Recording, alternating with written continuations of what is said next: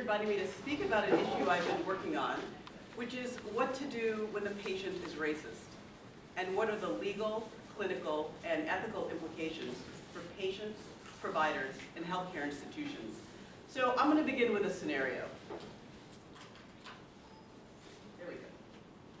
A 57-year-old man arrives at the emergency department late one night with shortness of breath and a fever. A nurse does an initial workup and thinks his condition could be serious. She goes to get Dr. Jones, the physician on call, to evaluate the patient.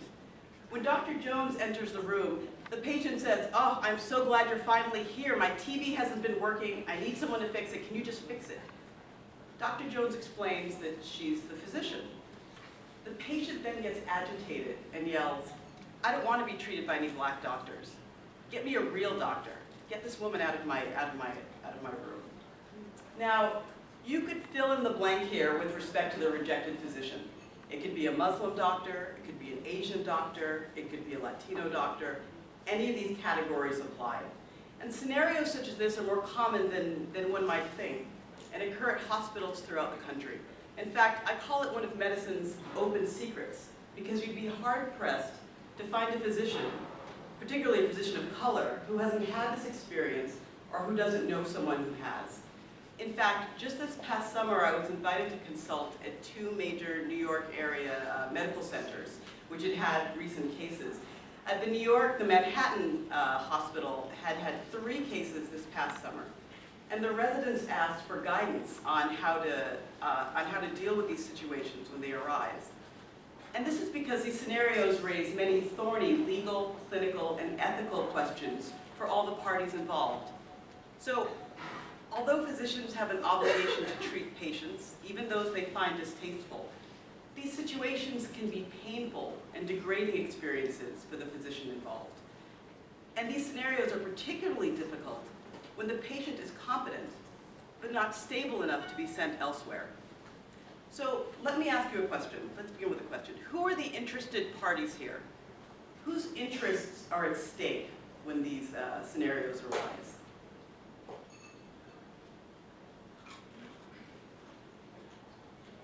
Okay, I see hands. Yes. The patient. A little louder, so we have the patient. It would be the patient, obviously, but the interests of the medical team are at risk as well. That's right. In terms of the patient-provider relationship, that's going to be compromised either possibly by the provider's own response to the patient or the patient's lack of faith in the provider. But so it's almost a tripartite thing of the patient, the medical team generally, and then the relationship between medical team and patient. Exactly. So we have the patient, we have the providers, and one more party. Think sort of generally in the back. Yes. The family? So the families are involved. That's right. So I'm thinking of, and some might argue even the community has an interest in when these cases arise. And I'll get to that as we get into the talk. But we have the patient, the provider, and we have an institutional party. Who would that be? Or what would that be?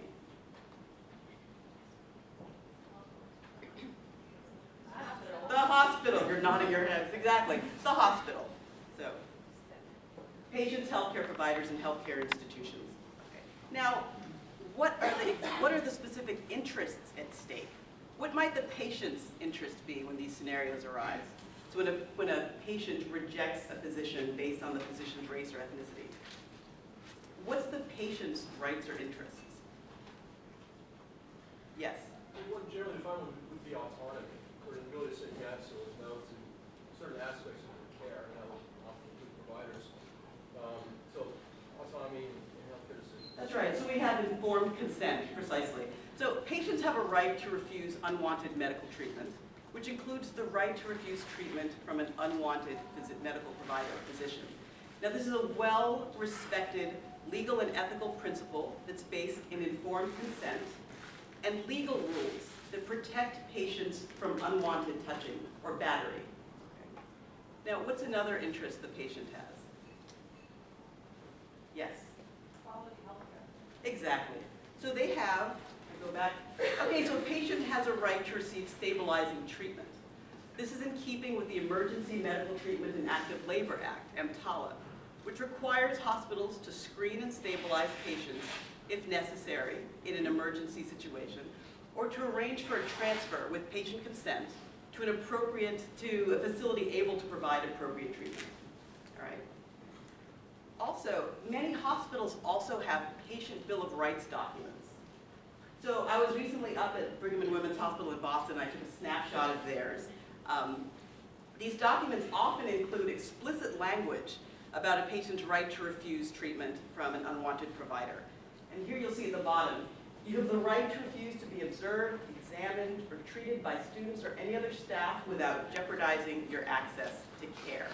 Now, as I mentioned, although many hospitals have these Bill of Rights documents that include this language, not all do. So I looked up the Hopkins Patient's Bill of Rights and Responsibilities and noticed that, as it turns out, it's among those that doesn't include this language. Okay. So those are the patient's rights and interests.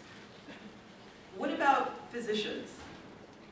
What are the physician's rights and responsibilities when these cases occur? Or let's say, what are their rights? What are the physician's rights? Yes? I think it depends on the context. So they might have more rights in the private setting than they might, for example, in an HMO or an emergency, where there might not be an alternative. But in otherwise, they can decide they don't want to take care of a patient, but they can't actively say it's for discriminatory purposes. It's prohibited. So I'm going to step back a little bit. What are their rights in terms of their basic rights that are implicated when a patient is rejecting them, in terms of their relationship to the patient and the healthcare institution? Well, They have rights to Okay, work in a discrimination-free environment. Exactly. So, can you say that a little louder? Rights to work in a discrimination-free environment. So where you're going, Karen, we're going to get there in a moment. But we're laying out the baseline. Although physicians have a duty to treat patients, they also have employment rights that have to be respected. Okay. Now, lastly, what about healthcare institutions? What are their obligations?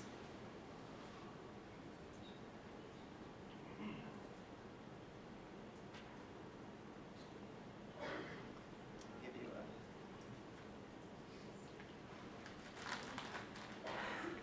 They have an obligation, in the back. Well, yeah, they have an obligation to their employees, to their staff, and also to care for patients. Exactly. So they have an obligation to protect the employment rights of their workers, and in keeping with the federal anti-dumping statute that I mentioned a moment ago, EMTALA, which protects patients from being dumped by hospitals without first being screened and stabilized if necessary. Okay, so those are, in broad strokes, the rights and responsibilities of the interested parties. Now, this all may seem pretty straightforward, but it can get a little murky. It gets murkier the deeper you go. So, for example, should the race or ethnicity of the party matter with respect to how we deal with these scenarios? Should we distinguish between different types of patients making these requests? And on the medical provider side, should different types of medical providers have different rights and obligations? So does the law and should the law distinguish between nurses and physicians or other healthcare providers? And what about healthcare institutions? Are they damned if they do or damned if they don't? If they accommodate the patient's wishes for a doctor of a different race or ethnicity? Are they discriminating against the assigned physician and opening themselves up to legal liability? But if they don't accommodate the patient's demands, are they violating laws against battery for forcing a patient to be treated by an unwanted doctor without consent? But if they don't screen and stabilize the patient, are they liable for violating EMTALA? So again,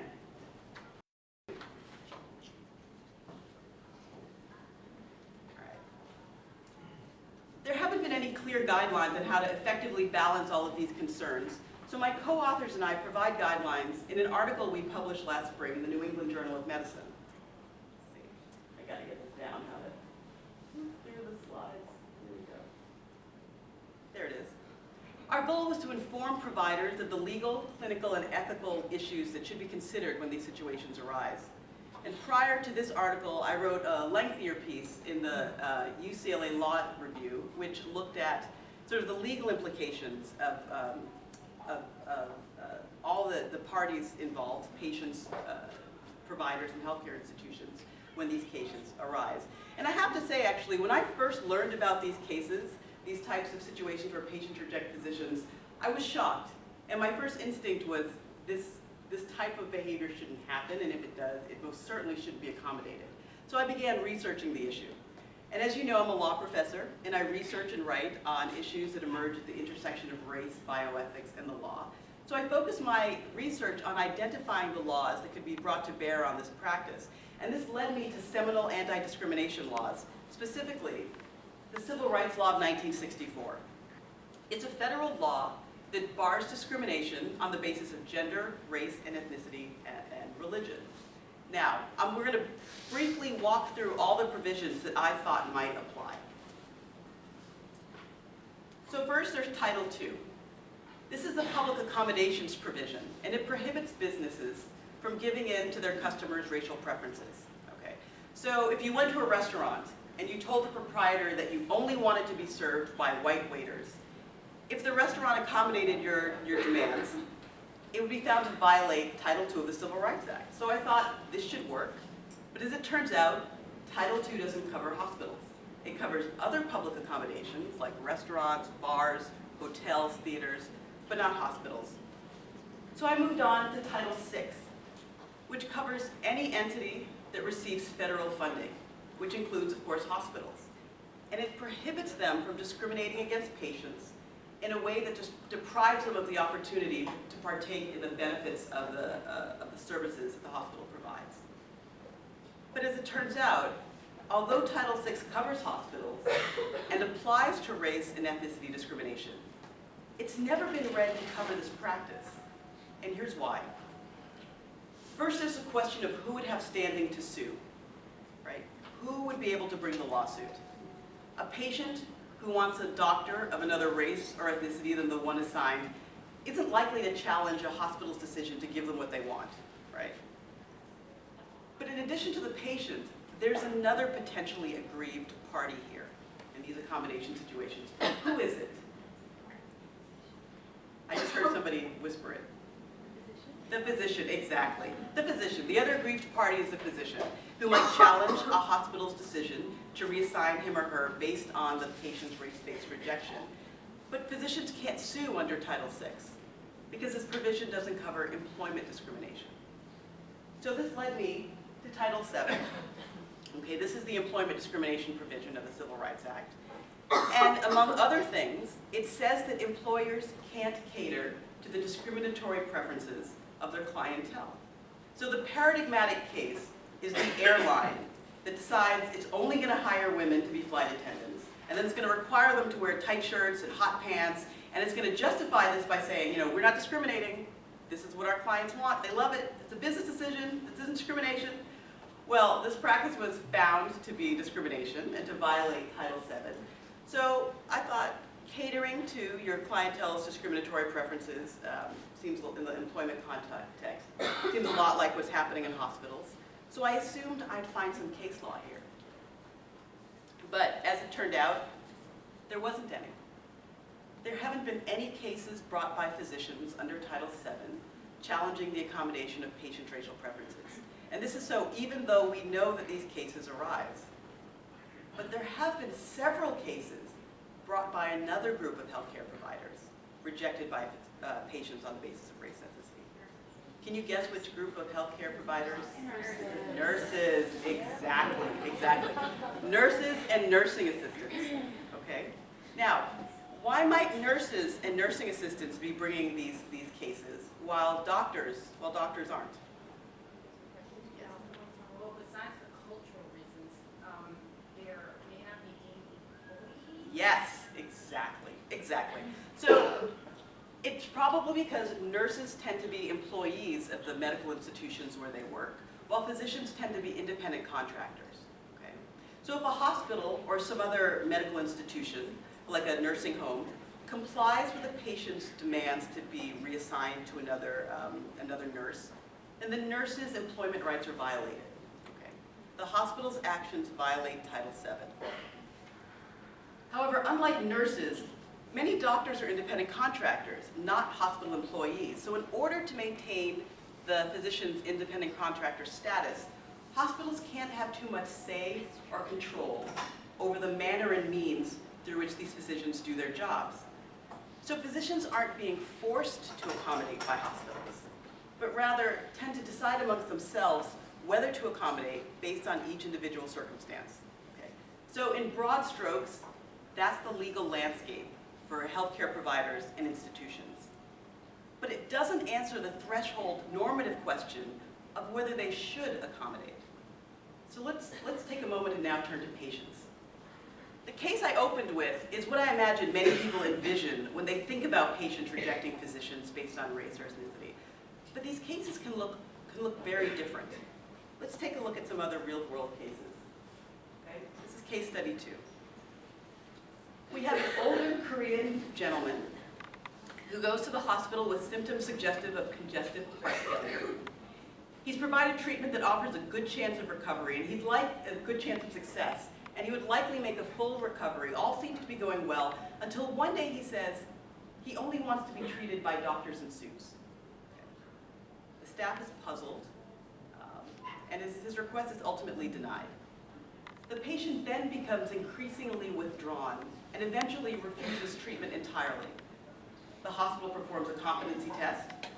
He's found to be competent, so all treatment is stopped. They stop all treatment as they must, and they're respecting his wishes. So this would have been the end of it had someone not noticed that he had filled out a form requesting full resuscitation should he go into cardiopulmonary arrest. When confronted with this seeming contradiction, and after some prodding, he asked them, had they noticed that most of his treating physicians had been of Japanese descent? Now, this hospital was in Hawaii, which has a large Japanese American population. And this gentleman remembered Imperial Japan, and he said he didn't trust these physicians, and he didn't feel like they had his best interests in mind. And the reason why he said he wanted to be treated by physicians in suits is that he noticed that a higher percentage of the non-Japanese American physicians wore suits because they also taught in the medical school. So this was a more sort of palatable, a more PC way of asking for what he wanted. Okay. That's case study 2. How do I go back? There we go. Going back. Okay, case study 3. Here we have an older African-American woman. She presents with symptoms suggestive of renal failure, and she's fairly uncommunicative with her assigned physicians.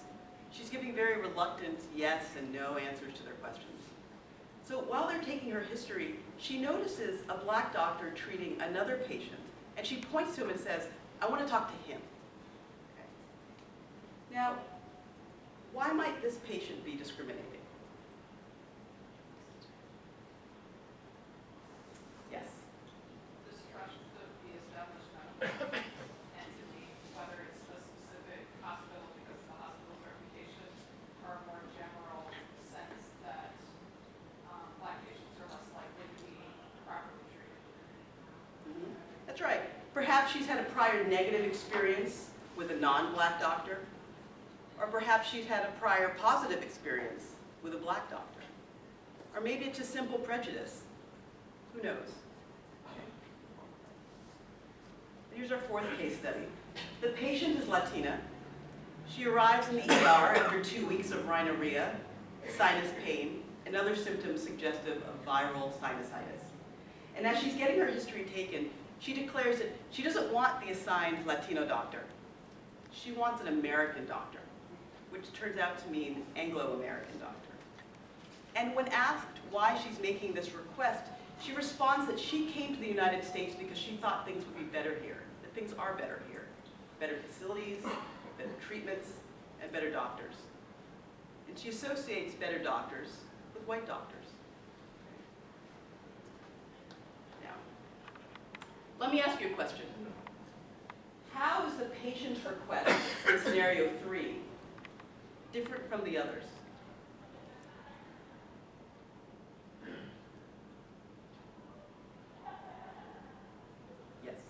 Well, it's not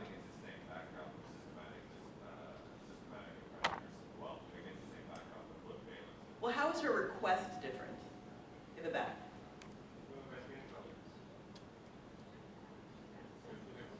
I- She's requesting to see a doctor rather than refusing to see a doctor. That's right. Exactly. She's not so much rejecting a physician as she's asking for race concordance. So we see this with women who want a female OBGYN, gender concordance. We also see it with Muslim patients who want a culturally or religiously concordant physician.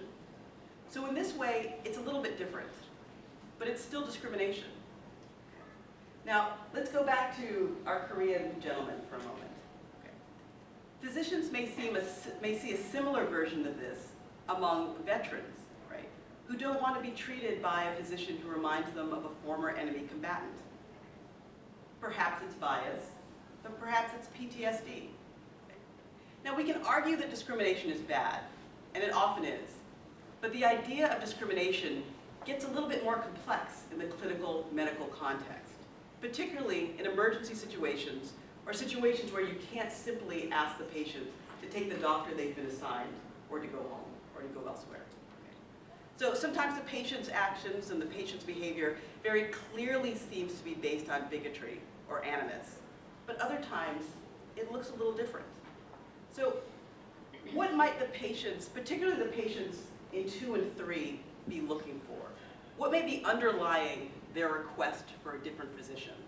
And someone over here has already kind of mentioned it, but what might be underlying their request for another physician?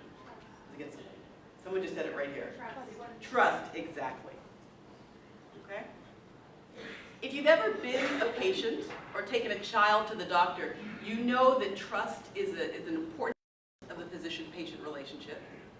You need to trust your doctor in order to be fully open about your symptoms and intimate details about your life and lifestyle, to be willing to subject yourself to invasive physical examinations, and to be able to adhere to medications and therapeutic interventions. And trust is particularly important for underserved patients or people from underserved communities. So you see in this slide, percentage of respondents agreeing with statements about trust in different components of the healthcare delivery system. At the bottom we have trust my physician, trust my health plan, trust hospitals. We see that for whites it's highest, and for non-Hispanic blacks, unadjusted and adjusted, it's lower. We see they're not trusting and don't feel as confident in their healthcare system. And we see the same thing with attitudes. The percentage of respondents agreeing with statements about fear and suspicion of hospitals. At the bottom, I'm afraid of hospitals. Hospitals often want to know more about your personal affairs than they really need to know. And hospitals have sometimes done harmful experiments on patients without their knowledge. Again, here, the trust for whites is highest, and it decreases for non-Hispanic blacks. And this feeling of mistrust that we see among racial minority groups isn't just random paranoia. In fact, for some members of underrepresented groups, they may have good reason to mistrust the healthcare system. Overwhelming evidence shows that racial and ethnic minorities receive poorer quality healthcare than whites, even when factors such as insurance status are controlled. And some of this is due to structural factors. But research shows that sadly, there's still a lot of racial bias in medical practice. And minority patients disproportionately receive substandard health care due to physician prejudice. So for example, in one study, a group of physicians were shown a series of randomly assigned videos, each depicting an actor portraying a patient describing symptoms suggestive of cardiovascular disease.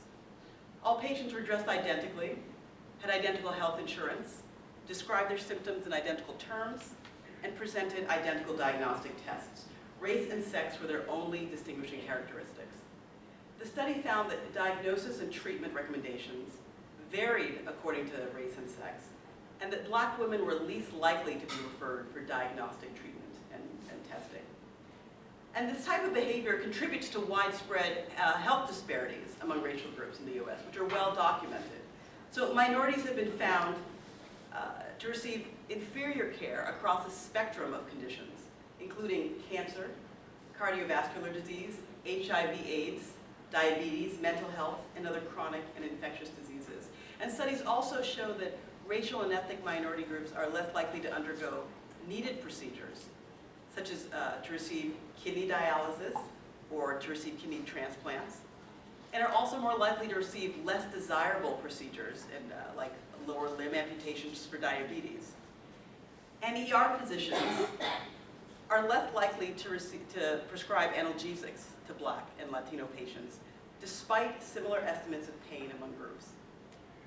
In contrast, empirical evidence shows that for some patients, particularly patients of color, physician-patient race concordance may counter the effects of implicit bias, discrimination, and stereotyping by physicians.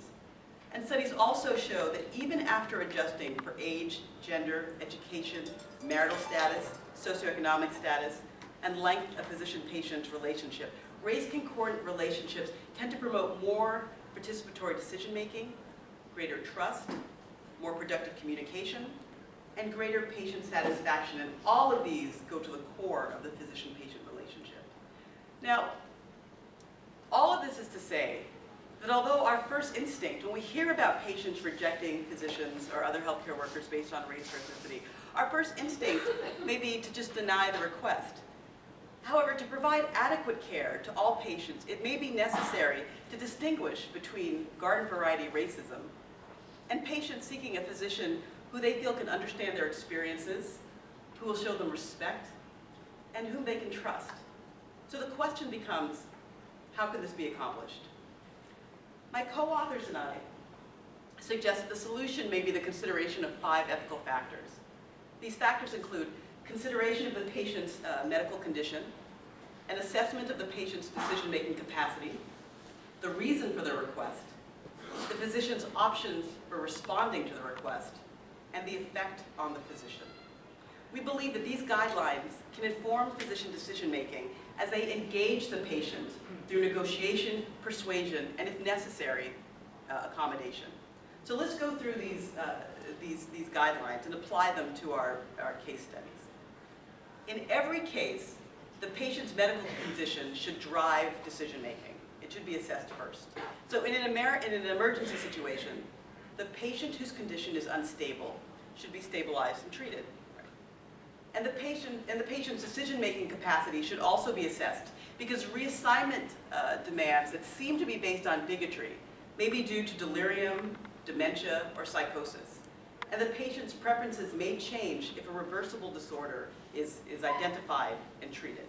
So for example, in our first case study, the physician may want to make sure that the patient isn't cognitively impaired, because we know that cognitively impaired patients aren't ethically or legally responsible for their behaviors. Now, if the patient is competent, then he or she might be open to persuasion. A member of the medical staff or an on-call administrator could explain that all the physicians on staff are highly qualified and that the patient's health may be jeopardized by any delay in finding another physician to treat the patient. And while doing this, the physician should try to establish mutually acceptable expectations for the provision of care. Another option is to enlist the patient's family to help persuade the patient to accept needed medical treatment.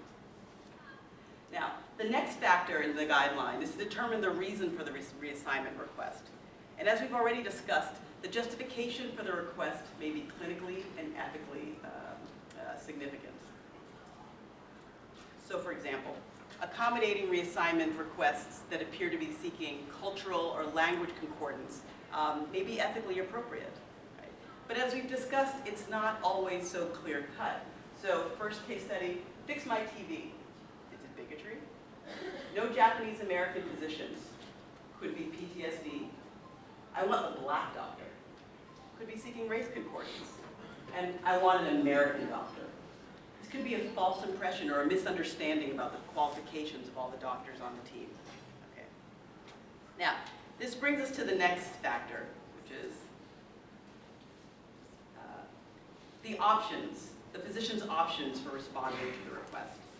Now, if only one physician is available, or if a physician doesn't want to reallocate patients, then she can try to negotiate with the patient to allow her to provide necessary care until another physician comes on duty. So for patients in case study 3 and 4, right, this type of negotiation may be effective.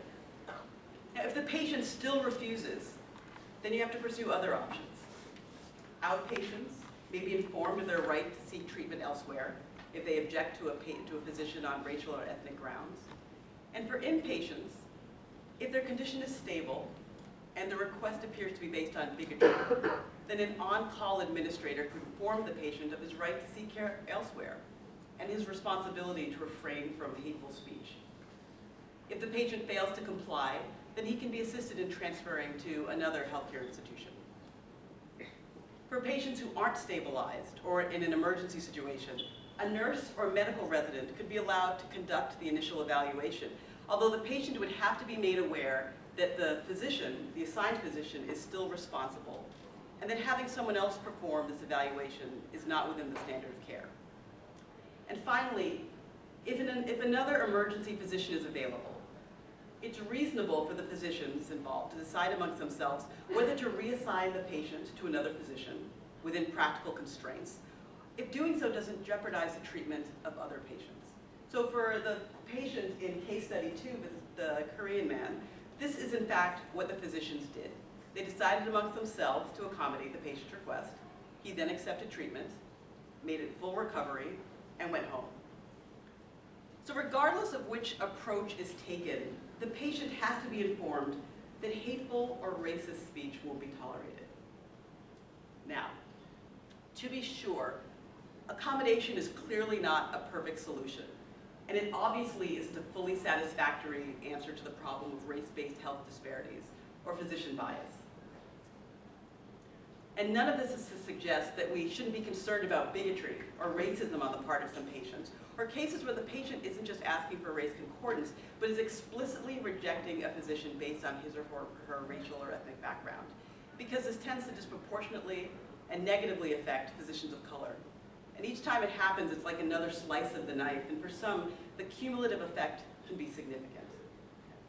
So for example, when I spoke to physicians at the Manhattan Medical Center hospital this summer, the residents who'd had this experience were really shaken by this. These experiences tend to be painful, degrading indignities for the physicians involved, and can exact a tremendous emotional and psychological toll, and contribute to burnout. So although physicians are trained to subordinate their self-interest to the patient's best interest, and to overcome any aversions they may have towards a patient, no ethical duty is absolute.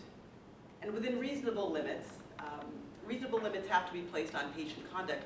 And moreover, institutions can and should track and collect data on these physician-patient encounters, including their effect on the physician, with the ultimate goal with their ultimate resolution should be tracked, but also the goal should be to support staff and improve the handling of these situations when they arise. Now, these 5 ethical guidelines that my co-authors and I have devised are quite helpful when these scenarios arise. However, we have to come up with long-term solutions, long-term means of addressing these concerns. And by these concerns, I mean concerns about minority physicians in these encounters, along with patients' misgivings about possibly experiencing physician bias. So the medical profession has to go beyond accommodating patients' racial preferences to expanding cultural competence and cultural awareness at all levels of practice and training, so that providers can interact more effectively with diverse patient populations. We need to train a more culturally competent core of physicians. The profession also has to increase diversity among providers, beginning in medical school, as a means of encouraging tolerance and understanding of other cultures.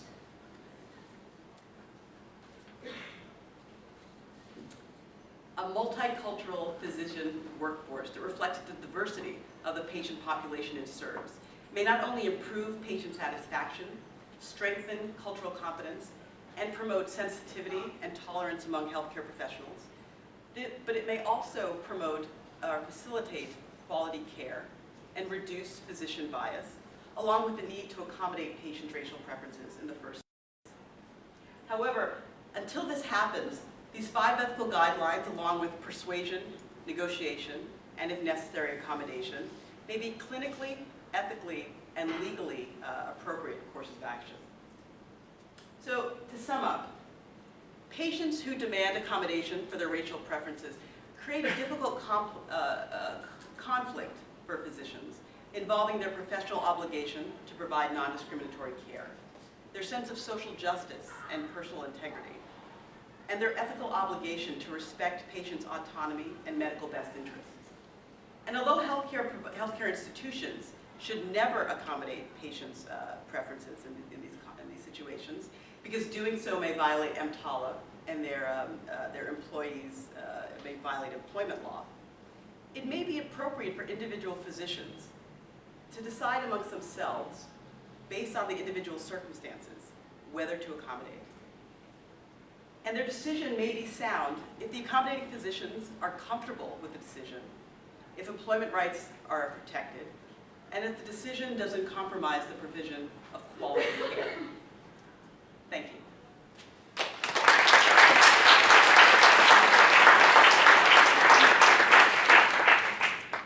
Great. We don't have a room. Okay. So we've got lots of hands. I think you're going to have to repeat the question because we're recording. Oh, If you sure. don't mind doing that. No problem.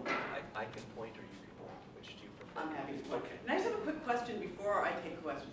How many of you have had this experience or know someone who has? Okay, it seems about the last time I gave this talk, it was about 40% of the audience, and I'm always sort of surprised by how many people have experienced it, although I shouldn't be. Yes, your question. I worry. I worry that by not having an institutional solution, we put this pressure on physicians and kind of contribute to the thousand cuts that you were describing. Okay, so to paraphrase the question is perhaps we should have an institutional response as opposed to leaving it to physicians to make these decisions. So again, the institution can't legally get involved. They could be found liable for creating a hostile work environment by reassigning physicians without leaving it to the physician to decide whether or not they, and that's specifically what happens we see it most often in nursing homes, where the nursing home will say, we have, Mrs. Smith doesn't want any Latino or Asian nurses to help them, so you can't go into this room, big sign, no Asian or Latina nurses. That creates. I meant the other way. They should never. No, but I'm saying that's. Oh, you're saying they should never. They should never accommodate. So hospitals can never accommodate. So that's the. But you're saying should doctors be able to? Or you're saying accommodation should never be allowed across the board? So if the hospital had as a kind of institutional accepted norm that this is just not something we do here, then that would take the decision away from physicians so that they wouldn't feel obligated to. So you're saying a bright line rule? Yeah. Okay. So data shows. For bigoted reasons. I like the part about analyzing the reasons. Okay, so I think physicians are in the best position to analyze the reasons, right? But then you have those tricky cases. So data shows that women and people of color are most likely to make these types of requests. And we show that people of color benefit often, the ones who make these requests, from having a physician they feel understands their experiences, who they trust. But then you have those cases on the margins. So you have the person who perhaps has PTSD, a veteran, who's making a bigoted claim, right, but feels very strongly that they cannot be treated by this person who reminds them of a former enemy combatant. What do you do in those situations? Really, physicians are in the best position to determine how to treat that patient. And actually, I'm curious for the physicians in the room, their thoughts on how they address these situations when they arise, or that type of situation. There's a hand in the back. A policy set up hospital-wide saying that we do not accommodate bigoted requests. Doesn't that still leave room or open for the physicians to determine whether the patient's request is a bigoted choice or Yes. something else? Yes. I think that's where he's going. I'm just wondering what you think about that. Okay, so I think that's right, but again, you might have a request that seems bigoted, but that might need to be accommodated. Did that answer your request? I mean, we hope that those situations are few and far between. But again, I've talked to physicians who have somebody who has, the PTSD example is the tough case. Yes? I was going to ask you to explore a difference I think that came up in the discussion and maybe in the context of mentality. You know, I think a point was made both between the ICU about a distinction between case 2 and 3, which was, I don't want X, but I want Y, which is sort of how this is formally defined. They don't want a physician of ethnicity X, but they do want a physician of ethnicity Y. We see a lot of, when it's defined formally like that, we see a lot of decisions where I don't want this therapy, but I might want that therapy. And it seems like, at least in a lot of cases of that, there's an asymmetry there in terms of how those cases are thought about. Because where autonomy kicks in, you sort of generally allow rejection of therapies and rejection of certain aspects of medical care, but that doesn't always bring in its trail an ability to demand and receive. I want antibiotics for my upper respiratory viral infection.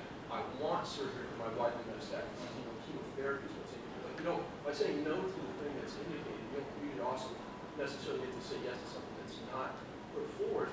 And then how does that play out here, and specifically with oncology? Because it seems to me that when you offer a particular credential, licensed, boarded physician the appropriate specialty, who can provide italicizing interventions, and that person says no to it, you say, I don't want that person as part of the intervention.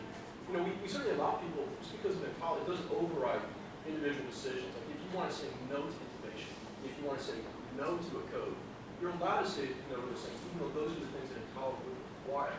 So when they're saying no to an satisfying intervention that's offered to them, do they then also acquire the ability to demand an alternative satisfying intervention, which would be a different physician? Because certainly in lots of other cases where you say no to something, you don't get to demand an alternative to the medically indicated thing. Now, the difference here is that these might be at least somewhat neutral or horizontal. Like this is a different position. It's not some medically unindicated surgery or medically unindicated antibiotic, but do they? Can you take me through how that's different and why you do they acquire the ability to demand something? And would a physician do wrong not to accommodate that with that logic? So in these scenarios, they want the treatment. They want the treatment that they're being provided. They just don't want the provider who's providing the treatment.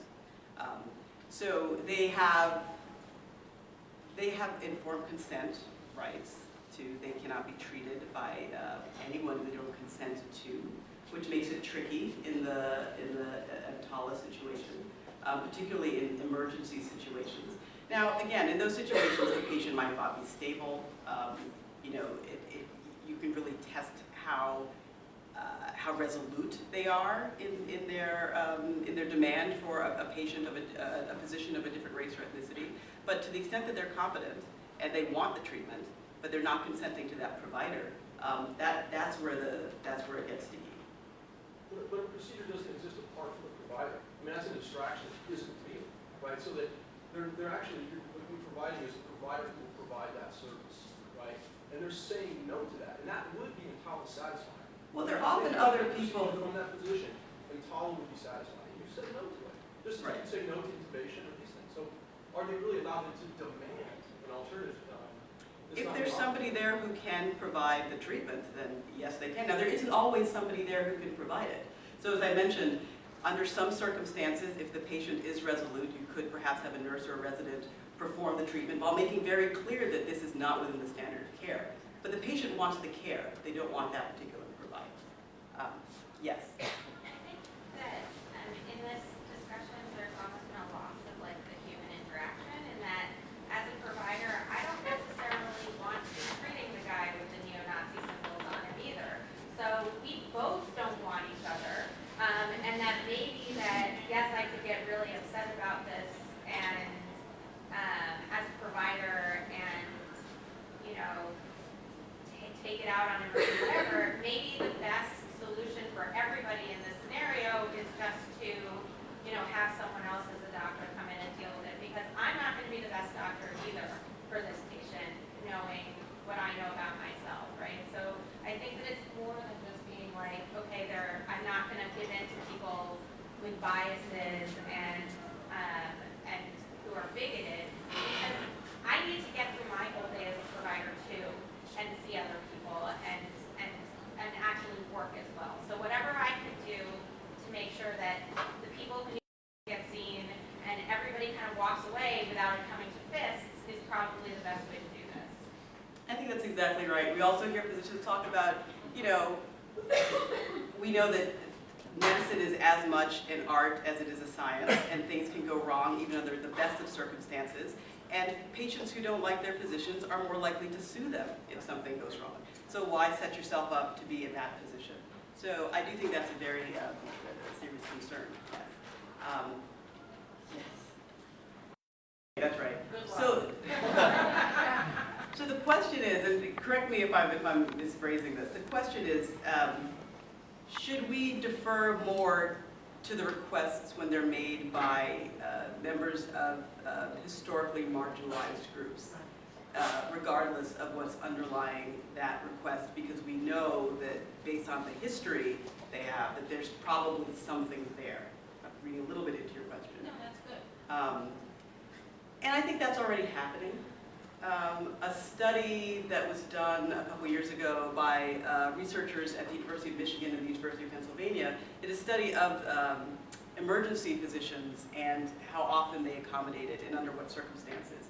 And they found that they were much more likely to accommodate when the request was made by a member of a racial minority group or a woman, or and also religious minorities as well. So, you know, to get at the constitutional question, that's a deeper dive.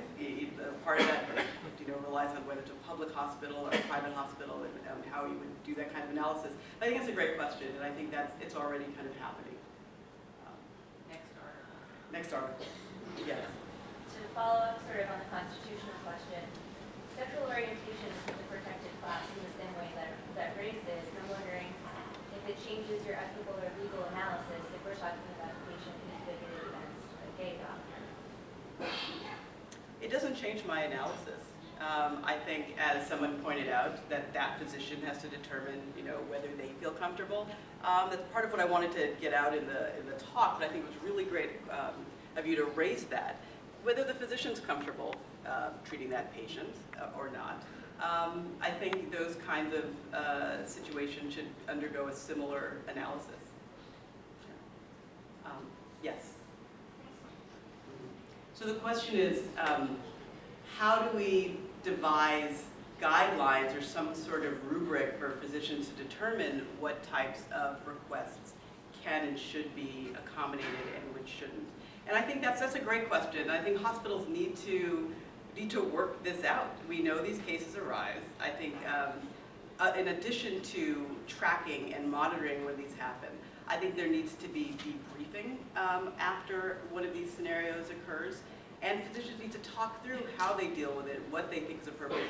I don't think you can have a bright line rule, but I do think you can come up with parameters, and that has to be done as a group. I think the people who go through it talk about their patient population, what types of what they've seen, and what they think are best practices. And also, I mean, I would love to have some of the physicians in the room, particularly those who've had this experience, also talk a little bit about how they felt, how they dealt with it, whether they felt that their response was appropriate, whether they thought the institutional response was appropriate. In the back.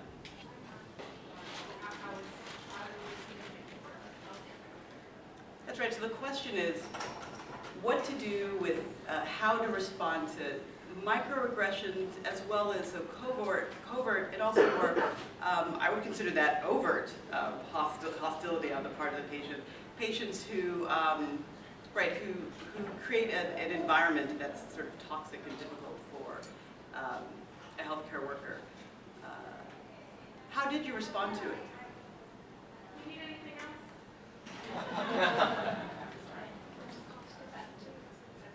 And I'm curious, anyone else who's experienced something like that, how did you respond? And did you feel satisfied with your response? Did you feel it worked?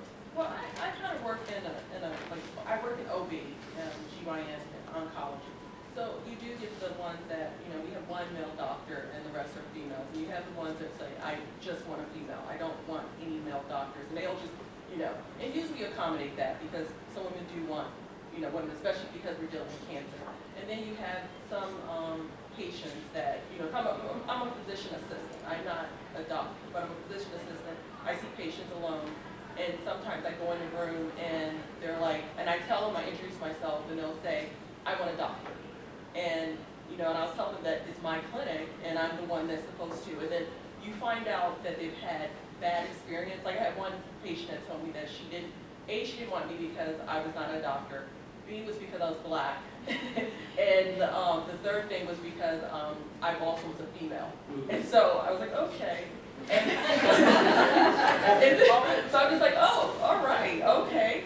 And after, after I kind of, because usually at first, first instance you want to get mad and you want to get upset and you want to shut down. After I kind of talked to her a little bit about a lot of different things, I realized that in the past she's had bad experience with female doctors. And since she had cancer and stuff, she was like, I just want somebody to be able to tell me what's going on. And after I kind of got her trust, then actually she was more forthcoming. And then actually, when my doctor talked to her about 2 weeks later, she actually was very happy with me. But I didn't allow her to just shut down. I actually asked her what was the reason why she didn't want to see me. But the first response was to be aggressive and want to be like, okay, well, you're not going to see him today. You'll see him next week, but after just talking to her a little bit, and sometimes you just step back and you just talk to him a little bit, I get a little bit more trust. And, and that's not the first time. I get it a lot. I mean, because I'm a physician assistant and they want to know your credentials, I'm just doing a passing review. And they're like, are you qualified to do that? Yes. Anybody can do that. So you just, for me, I usually use humor, and I just kind of try to get their trust. And if that doesn't work, then there's nothing more I can do. And usually I get them that way with just trying to figure out what the reason is. And that seems like a great approach. Engaging the patient, trying to build their trust. Humor is a wonderful mechanism. There are 2 questions. Yes and yes. Well, I was just going to underline what this physician's assistant said. I think she's right on. We haven't talked enough about the conversation and listening to what the other person has to say, which will go a long way. That's right. Building, getting at what the underlying rationale is for the request involves engage, trying to find out what their fears are, what their anxiety is. And sometimes you can assuage their concerns and also convince them that their assigned doctor is an appropriate care provider for them. But that's the first step. Yes, in the Very last. Okay. That's great. So this was a comment about a book by Jodi Picoult. Okay, called Something Simple Things? Small Great Things. And again, we often see these cases arise in pediatrics, and just under those circumstances. That's what happened at the Manhattan Hospital that I talked to last summer. But thank you for that comment. And thank you to all of you for being engaged and participating in this, and again, inviting me to present here. I had fun. Thank you.